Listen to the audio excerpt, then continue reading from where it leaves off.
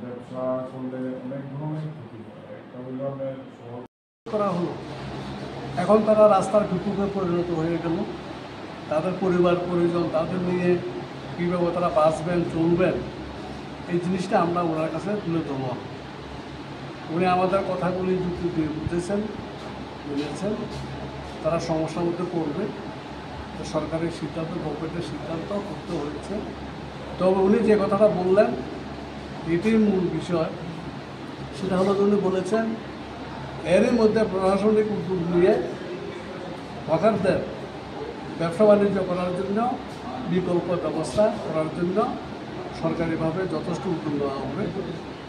আমরা বললাম 2 বছর আগে আমরা এরকম যখন ঘটনা হয়েছিল তখনও আমরা যখন প্রশ্নগুলি তুলেছিলাম তখনও বলা হয়েছিল তাদের বিকল্প ব্যবস্থা করা হবে, হয়নি। এবারও আপনার কথা শুনে আমরা আশ্বস্ত হতে পারি, কিন্তু এটা যাতে কথার কথা না থাকে, খুব দ্রুত যাতে বাস্তবায়ন হয় এই দাবি আপনাদের কাছে আমাদের সিআইটির পক্ষ থেকে আমরা রাখলাম।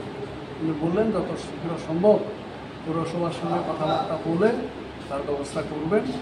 এবং আমরা বলছিলাম যে শুধু ক্ষুদ্র দোকান হকার তারা না, তাছাড়াও central road, new town road, এখানে সময় অসময়ে অনেক গাড়ি ঘোড়া যেভাবে জাম হয়, সাধারণ মানুষের চলাফেরার ক্ষেত্রে অসুবিধা হয়, সেক্ষেত্রেও যাতে একটা শৃঙ্খলা উনি আনার ব্যবস্থা করেন, রাখার ব্যবস্থা করেন উনি বলছেন।